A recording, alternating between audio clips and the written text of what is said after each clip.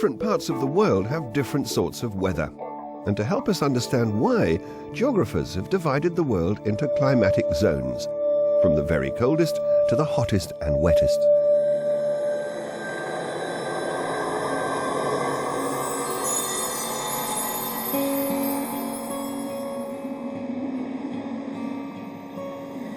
If you're going to come here, you'll need to wrap up really warm. You'll need a hat, gloves, and a very thick coat to stop the biting cold getting to you. And this is summer. Imagine what it's like in January when the temperature drops to minus 30 degrees Celsius and it snows for 6 months of the year. This is the Arctic. It's right at the top of the world in the northern hemisphere. For 9 months of the year, the area is covered by snow and ice.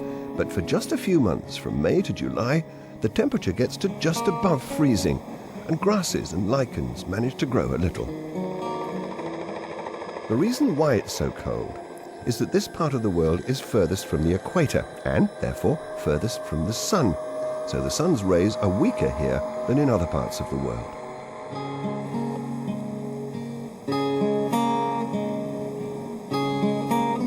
The few tourists around here come to see the polar bears.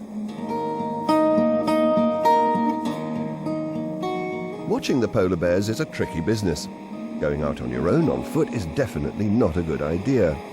Some people take a helicopter ride and look at them from the air. The cheap alternative is the bear buggy.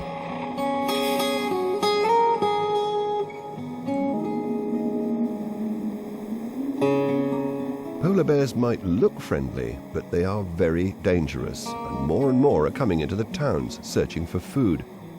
They're doing it because their natural home, the ice cap, is shrinking. The Earth is getting warmer, and polar bears can't find as much to eat as they used to.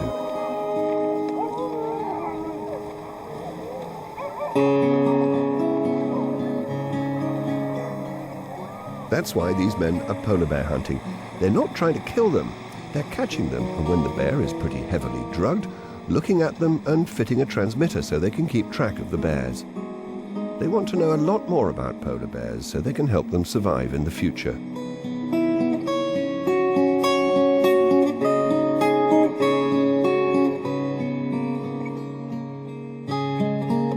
It all takes about half a day. It must be like having an operation. And then, when all the work is done, it's back out onto the ice in your very own helicopter. With nothing more than a sore head, hopefully.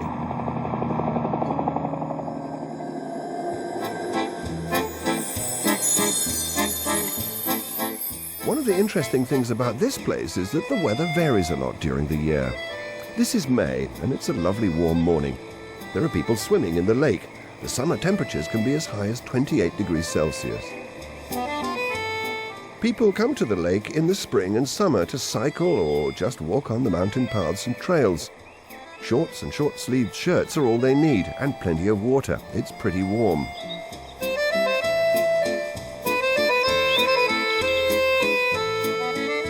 Just beside the lake is a cable car, and it carries 100 people at a time up the mountain. It's busiest in winter, and that gives a clue to what people come here to do. They come to ski and snowboard.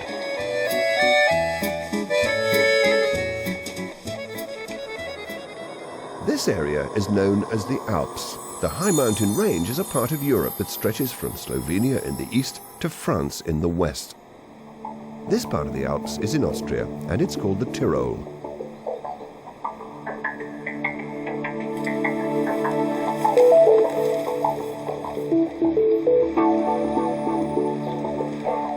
The whole of the area is geared up for the weeks between Christmas and Easter, when the pistes are full of skiing families. While the temperatures in July average 28 degrees, in January it hardly gets above freezing, and at night the temperature can fall to minus 12 degrees. And it can snow from November right through to April.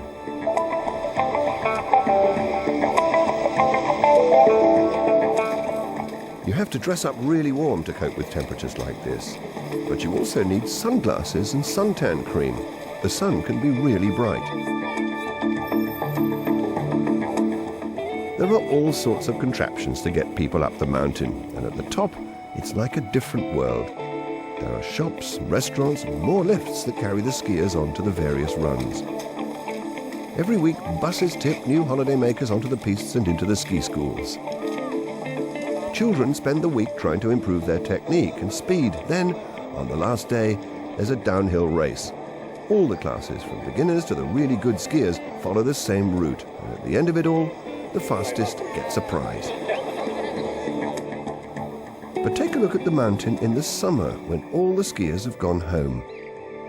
Some people are worried that all these tourists are damaging the high Alps.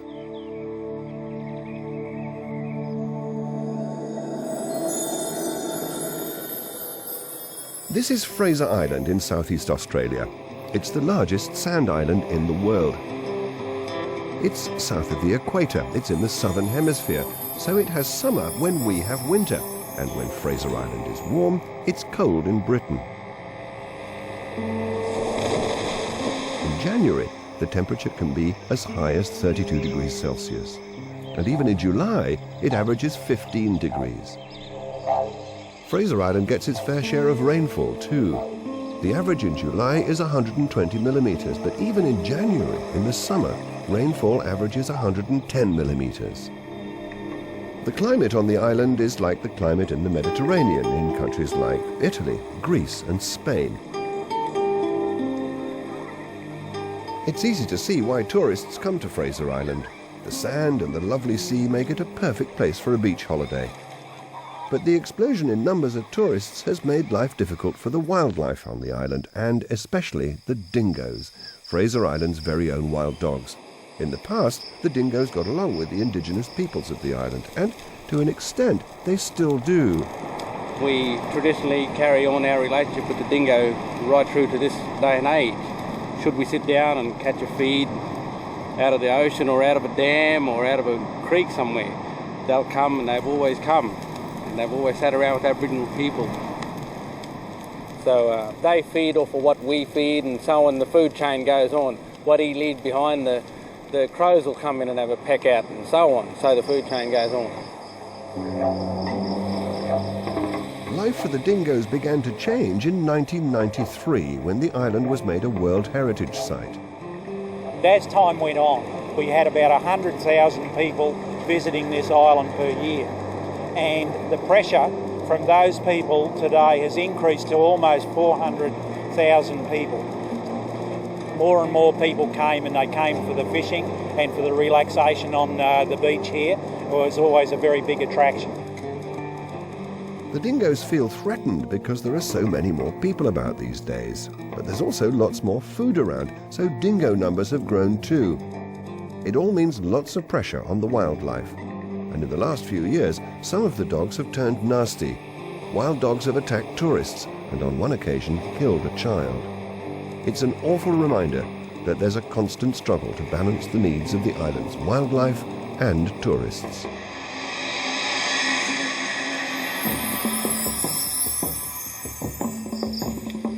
These men are on a quest. They're experienced people. You have to be in these parts. They're looking for a very special animal that lives in this high African tropical rainforest.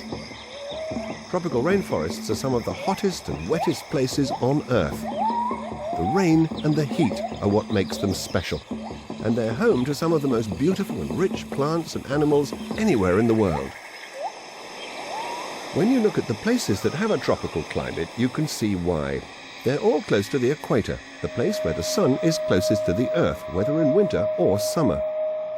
In fact, in the tropics there are not really any seasons like the ones we know, spring and autumn, at all. There's just the rainy season, that's sometimes called the monsoon, and a drier season. The temperature rarely falls below 30 degrees, and in the monsoon periods, May and September, the rainfall averages 190 millimetres a month. This rainforest is in Uganda in Central Africa. It's called the Bwindi Impenetrable Park, and you can see why. It's hard work just hacking your way through the undergrowth. Some people visit the tropics for the beaches and swimming, but these tourists and their guides have come to search for an animal that is so rare there are only 700 left in the whole world, the mountain gorilla. There used to be a lot more, but people have killed most of them. The gorillas have been hunted and poached, and their rainforest home destroyed. With only 700 mountain gorillas left in the world, the chances of actually seeing one are pretty slim. The guides know how to follow the tracks and to read the clues about where the gorillas are, but they have to be quick about it. The government in Uganda has very strict laws to protect the few gorillas that still live there. Only a few people are allowed into the restricted zone each week, and you have to keep your distance. The gorillas can die from diseases like measles and polio, diseases that have been carried into the area by people.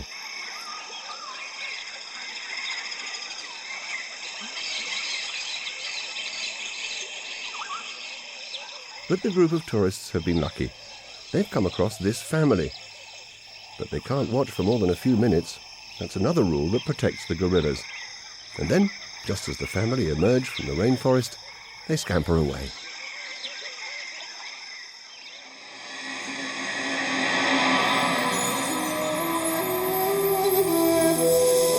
It's 2 o'clock in the morning. These people are on a trek. They want to arrive at their destination before dawn breaks, so they've set out with torches at midnight to climb to the top of the mountain. It's worth all the hard work just to see this fantastic view, but they have to leave before the sun gets too hot. They're in a desert. This is the summit of Mount Sinai, the highest point in the Sinai Peninsula in Egypt. It's a very sacred place. It's the place where, according to the Bible, Moses received the 10 Commandments from God.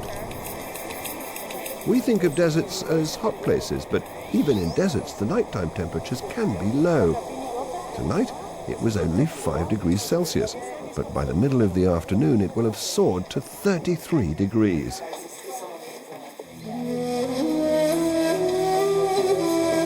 Lots of pilgrims come here, and some stay in this lovely chapel at the foot of the mountain, just as they've been doing for thousands of years. But unlike the early pilgrims, these tourists can escape the burning sun in their hotel rooms back at the coast. As well as being very hot, it's dry too. There's no rainy season here. Sinai gets hardly any rain at all.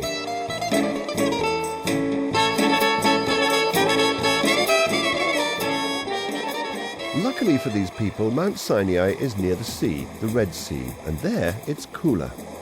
More and more tourists are flocking to the Red Sea. The water's warm and there's lots of fish to look at. And if you don't like the idea of swimming with them, you can watch them through the portholes of a submarine, just like this one.